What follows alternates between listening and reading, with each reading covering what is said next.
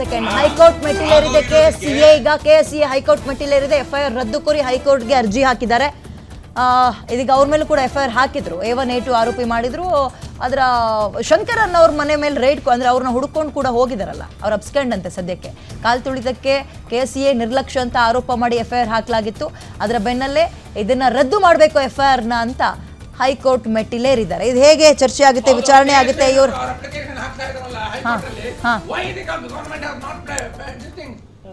ಏನ್ ಸರ್ ಹಾಕೋದಾಗಿತ್ತಲ್ಲ ಅವ್ರು ಹಾಕೋದ್ರ before here me ಅಂತ ಹೇಳ್ಬೋದಾಗಿತ್ತಲ್ಲ, ಅದು ಸರ್ಕಾರ ಹಾಕ್ಲಿ, ಇದು KSCA ಹಾಕ್ಲಿ, ಇವರು ಹಾಕ್ಲಿ, ಅವರು ಹಾಕ್ಲಿ ಅಂತ ಬಿಟ್ರೆ ವೇರ್ ಇಟ್ ಸ್ಟ್ಯಾಂಡ್ಸ್.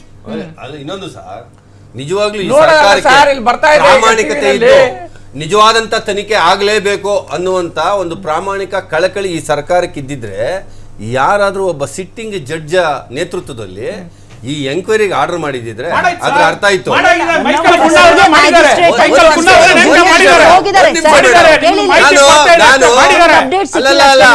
ಅವರು ಸಿಟ್ಟಿಂಗ್ ಜಡ್ಜ್ ಅಲ್ಲ, ನಾನು ಹೇಳ್ತಾ ಇರೋದು ಸಿಟ್ಟಿಂಗ್ ಜಡ್ಜ್ ಅನ್ನುವಂತ ಮಾತನ್ನ ನಾನು ಹೇಳ್ತಾ ಇರ್ತಕ್ಕಂಥದ್ದು.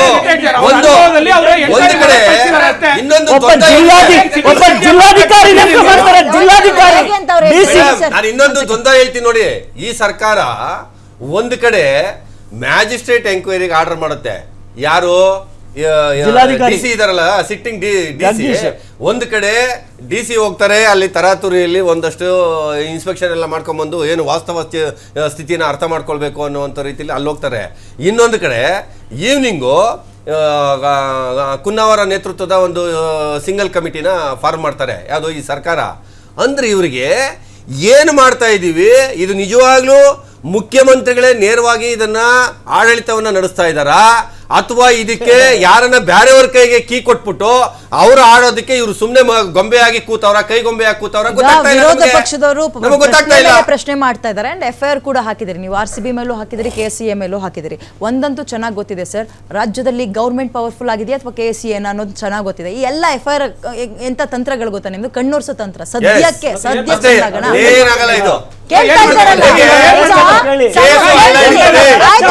ಹೇಳ್ತೀನಿ ಕೇಳಿ ಸರ್, ಕೇಳ್ತೀನಿ ಸರ್. ವಿರೋಧ ಪಕ್ಷದವ್ರು ಕೇಳ್ತಾರೆ ಒಂದ್ ಸೆಕೆಂಡ್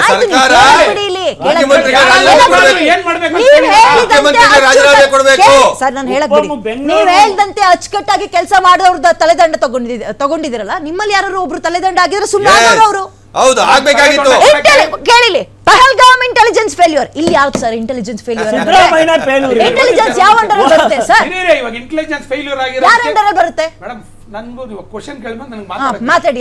ಇಂಟೆಲಿಜೆನ್ಸ್ ಫೇಲ್ಯೂರ್ ಆಗಿರೋದಕ್ಕೆ ಕೆಲವೊಂದು ಅಧಿಕಾರಿಗಳನ್ನ ಇದಕ್ಕೆ ನಾವು ಸಸ್ಪೆನ್ಷನ್ ಅಲ್ಲಿ ಈಗ ಇಟ್ಟಿರೋದು, ಅರ್ಥ ಆಯ್ತಾ? ಯಾಕಂದ್ರೆ ಸರ್ ಹೇಳ್ದಂಗೆ ಆಲ್ರೆಡಿ ಆ ಮಾಹಿತಿಗಳು ಅವ್ರು ಹೋಗ್ಬೇಕಾಯ್ತು, ಹೋದ್ಮೇಲೆ ಅವರು ಅದನ್ನ ತಿಳಿಸ್ಬೇಕಾಯ್ತು, ಅದಕ್ಕೆ ಪ್ರಿಪೇರ್ ಆಗ್ಬೇಕಾಯ್ತು. ಮೇಡಮ್ ಎಲ್ಲಾ ಜಾಗದಲ್ಲೂ ಅವ್ರ ಅಮಾಯಕರೇ, ಪಾಪ ಕಮಿಷನರ್ ಅಮಾಯಕರೇ. ಅಂತ ಒಬ್ಬ ಎಫಿಷಿಯಂಟ್ ಆಫೀಸರ್ ನ ನೀವು ಹೋಗಿ ಬಲ್ಲಿಕ ಬಕ್ರ ಮಾಡ್ತಾ ಇದೀರಲ್ರಿ. ನಾಯಕತ್ವ ತಗೊಂಡಿರೋದೇ ಸಾಹೇಬ್ರೆ, ಅಲ್ಲಿ ಕಮಿಷನರ್ ಸಾಹೇಬ್ರೆ, ಅವ್ರನ್ನ ಮಾಡ್ಬೇಡಿ, ಇವ್ರನ್ನ ಮಾಡ್ಬೇಡಿ, ನೀವೇ ಲಿಸ್ಟ್ ಕೊಟ್ಬಿಡಿ, ಇದನ್ನೇ ಮಾಡಿ, ಇದನ್ನೇ ನೀವೇ ಸರ್ಕಾರ ಮಾಡಿ, ಆತರ ಮಾಡಿ ನೀವೇ ಹೇಳ್ಬಿಡಿ. ನೋಡಿ ಮೇಡಮ್, ಪ್ರಕ್ರಿಯೆ ಇವತ್ತು ಸ್ಟಾರ್ಟ್ ಆಗಿದೆ. ನೋಡಿ ಇನ್ನು 3-4 ಡೇಸ್ ಅಲ್ಲಿ ನೋಡಿ ಯಾವ ಹಂತದಲ್ಲಿ ಇದನ್ನ ತಗೊಂಡ್ಬರ್ತೀವಿ, ಹೆಂಗೆ ಬರುತ್ತೆ.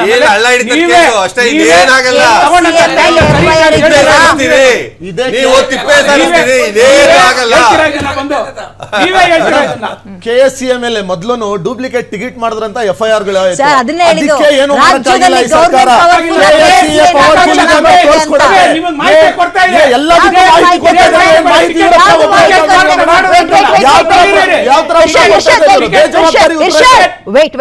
ಮಾರಾಟ ಮಾಡಿದ್ರ ಅಂತ ಹೇಳಿದ್ರಲ್ಲ, ಅದೇ ಟಿಕೆಟ್ ಮಾರಾಟದಲ್ಲಿ 2 ಪೊಲೀಸ್ ಆಫೀಸರ್ಗಳು, ಕಾನ್ಸ್ಟೇಬಲ್ಗಳು ಅಲ್ಲೂ ಪೊಲೀಸ್ ಅಲ್ಲೂ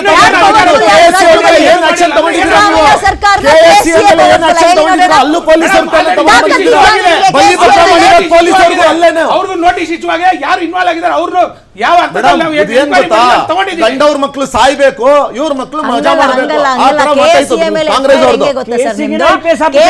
ಹೆಂಗ್ ಗೊತ್ತಾ, ನಾನು ಹೊಡೆದಂಗ್ ಮಾಡ್ತೀನಿ, ನೀನ್ ಹತ್ತಂಗ್ ಮಾಡು. ಸ್ವಲ್ಪ ದಿನ ಜನರನ್ನ ದೂರದಿಂದ ನೋಡೋರ್ಗೆ ಕಾಣಿಸ್ಬೋದು. ಕೆಲಸ ಮಾಡೋರು ನಮಗೆ FIR ಆಗಿರೋದು ಬರೀ KSE ಅಂತ ಹೇಳ್ಬಿಟ್ಟು ಮೇಡಮ್ ಯಾರಾದ್ರೂ ಹೆಸರು ಮೇಲೆ FIR ಮಾಡಿ KSE ಅಂತ FIR ದಡ್ರಲ್ಲ ಸರ್, ರಾಜ್ಯದಲ್ಲಿ ಯಾರು ಪವರ್ಫುಲ್ ಅಂತ ತಿಳ್ಕೊಳ್ದೇ ಇರೋಷ್ಟು ದಡ್ರಲ್ಲ ಜನರು. ಅದನ್ನೇ ನಾನು ಹೇಳ್ತಾ ಇದ್ದೀನಿ, ಅರ್ಥ ಮಾಡ್ಕೊಳ್ತಾರೆ ಜನನು, ನಿಮ್ಗೆ ಗೊತ್ತಾಗುತ್ತೆ. ಯಾವ್ದು ಸರ್ ಗೊತ್ತಾಗ್ದಲೇ ಇರೋದು? ಒಂದ್ ನಿಮಿಷ ಹೇಳ್ತೀನಿ ಮೇಡಮ್. ಇವಾಗ ನಮ್ ಸ್ಟ್ಯಾಂಡ್ ನಮ್ ಕ್ಲಿಯರ್ ಇದೆ, ನಮ್ಮ ಎನ್ಕ್ವೈರಿಯಲ್ಲಿ ಪ್ರಾಮಾಣಿಕತೆ ಇದೆ, ನಾವು ನಿಯತ್ತಾಗಿ ಮಾಡ್ತಾ ಇದೀವಿ, ಕರೆಕ್ಟ್ ಆಗಿ ಮಾಡ್ತಾ ಇದೀವಿ. ಮುಂದಿನ ದಿನಗಳಲ್ಲಿ ಅದರ ರಿಸಲ್ಟ್ ನಿಮ್ಗೆ ಗೊತ್ತಾಗುತ್ತೆ, ನೋಡಿ ಅವಾಗ ಏನ್ ರಿಸಲ್ಟ್ ನಿರೀಕ್ಷೆ ಮಾಡ್ಬೋದು ನಾವು. ಆಯ್ತು ಸರ್, ಇವಾಗ ಹೋಗೋರು ಪ್ರತಿಯೊಬ್ರು ಯಾರು ಹೋಗ್ತಾರೆ ಕೋರ್ಟಿಗೆ ಅಂತ ಬಿಟ್ಟು ಮೊದ್ಲೇ ಗೊತ್ತಾಗುತ್ತೆ ಸರ್, ತಮಗೂ ಗೊತ್ತಿದೆ. ಅವ್ರು ಹೋಗ್ತಾರೆ, ಅಫಿಡೇಟ್ ಹಾಕಿ ಇದು ಮಾಡಿ ಏನ್ ಹೇಳ್ತೀರ ಸುಮಾರು 52 ಜನ ಸತ್ತೋದ್ರು. ನಾವು ಕೈಯಿಂದ ಮಕ್ಕಳಿಗೆಲ್ಲ ಎತ್ಕೊಂಡು ಹೋಗಿದ್ದೆ ನಾವು. ಆದ್ರೆ ಆಗಿನ ಚೀಫ್ ಮಿನಿಸ್ಟರ್ ಇದ್ರು, ಅವ್ರು ಏನ್ ಮಾಡಿದ್ರು, ಇಮಿಡಿಯೇಟ್ ಆಗಿ ಕುದೂರ್ ಕಮಿಷನ್ ಆಫ್ ಎನ್ಕ್ವೈರಿ ಅಂತ ಹೇಳಿದೆ ಇದು ಮಾಡಿದ್ರು. ಹೋಮ್ ಮಿನಿಸ್ಟ್ರಿಗೂ ಇಂಟೆಲಿಜೆನ್ಸ್ ತಾಳಮೇಳ ಸರಿ ಇಲ್ಲ ಸರ್ ನಿಮ್ದು. ಅವತ್ ಕಮ್ಯುನಿಕೇಶನ್ ಗ್ಯಾಪ್ ಅಂತ ಒಪ್ಕೊಂಡಿದ್ದೀರಿ ತಾನೆ ನೀವು? ಅದೇ ತಾಳಮೇಳ ಸರಿ ಇಲ್ಲ ನಿಮ್ಗೆ, ತಾಳಮೇಳ ಸರಿ ಇಲ್ಲ. ಅಲ್ಲಿ ಏನಾಗುತ್ತೆ, ಅಲ್ಲಿ ಏನ್ ಮಾಡ್ಬೇಕು? ಹೋಮ್ ಮಿನಿಸ್ಟರ್ ಅವ್ರಿಗೆ ಕಮ್ಯುನಿಕೇಶನ್ ಗ್ಯಾಪ್ ಹೆಂಗಿರುತ್ತೆ ಗೊತ್ತಾ? ಅವ್ರು ಬಿಸಿ ಒಂದು ಪ್ರೀ ಪ್ಲಾನ್ ಇವೆಂಟ್ಗೆ ತಯಾರಿ ಮಾಡ್ಕೊಳಕ್ ಆಗಲ್ಲ ಅಥವಾ ತಯಾರಿ ಮಾಡ್ಸೋಕ್ ಆಗಲ್ಲ ಅಂದ್ರೆ ನಿಮ್ಗೂ ಅವ್ರಿಗಿರುವಂತಹ ಸಂಬಂಧ ಎಷ್ಟು ಹಳ್ಸೋಗಿದೆ ಅನ್ನೋದು ಗೊತ್ತಾಗಲ್ಲ ಅನ್ಕೊಂಡಿದ್ದೀರಾ ಸರ್? ಹೈಕೋರ್ಟ್ ಎಲ್ಲ ನೋಡ್ತಾ ಇದೆ. High court has appointed separate high court ನೋಡಿ, ಕಮಿಷನರ್ ಸಾಹೇಬರು ಪಕ್ಕದಲ್ಲಿ ಕೂದಲೆಳೆ ಅಂತರದಲ್ಲಿ DG IGP ಅವರು ಇದ್ದಾರೆ. ಇವತ್ತು DG IGP ಅವ್ರ ಬಗ್ಗೆ ಒಬ್ರು ಮಾತಾಡ್ತಾ ಇಲ್ಲ, ಸರ್ಕಾರನೂ ಮಾತಾಡ್ತಾ ಇಲ್ಲ. ಯಾಕೆ ಅಂತೇಳಿ ಅವರು ಹೊಸಬ್ರು, ಇನ್ನೂ ಬಂದು ಒಂದು ವಾರ ಆಗಿದೆ ಅಧಿಕಾರ ತೆಗೆದುಕೊಂಡು. ಇಲ್ಲಿ ಕಮಿಷನರು ನಿಜವಾಗ್ಲೂ ಸಹ ಇವತ್ತು ಅವ್ರ ಕಣ್ಣಿಗೆ ಕಂಡುಬಿಟ್ರು, ಸರ್ಕಾರದ ಕಣ್ಣಿಗೆ ಕಮಿಷನರ್. ಮಂಗಳೂರಿನಲ್ಲಿ ಗಲಭೆ ಆದ ತಕ್ಷಣ ಆಫೀಸರ್ಸ್ ನ ಎಕ್ಸ್ಚೇಂಜ್ ಮಾಡ್ತೀರಿ, ಅಲ್ಲಿ ಮುಗಿತು ಅಲಿಕತೆ. ಅಂದ್ರೆ ಅವ್ರ ಕೈಲಿ ಆಗ್ದಲೇ ಇರೋರು ಅಂತ ನೀವು ಪ್ರೂವ್ ಮಾಡ್ದಂಗೆ ಇಲ್ಲಿ ಸಸ್ಪೆಂಡ್ ಮಾಡಿ ಕೂರಿಸ್ತೀರಿ. ಏನ್ ಮಾಡ್ತಾ ಇದೀರಿ? ಅದೇ ಆಫೀಸರ್ಸ್ ತಾಳಕ್ ತಕ್ಕ ಕೊಡಿಸ್ತಾ ಇದ್ದೀರಾ?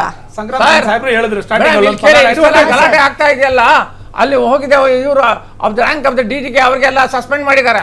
What the present DG is doing, who is very very close to the incident of this thing at KCA stadiumಗೆ, why has not visited the spot?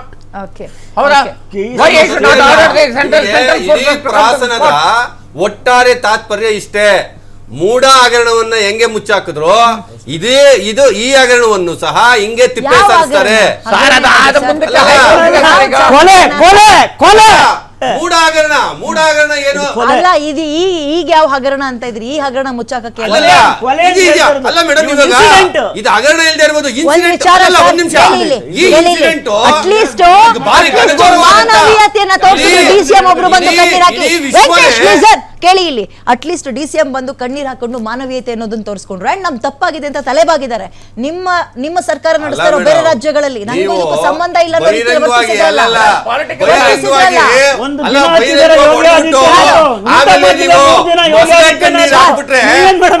ನೀವು ಮಾತಾಡ್ತೀರಿ, ರಾಜೀನಾಮೆ ಅಂತಿರಲ್ಲ, ಅಲ್ಲೇ ಕೊಡ್ಲಿಲ್ಲ ಅಂತ ಅವ್ರು ಪ್ರಶ್ನೆ ಮಾಡ್ತಾರ್ರಿ.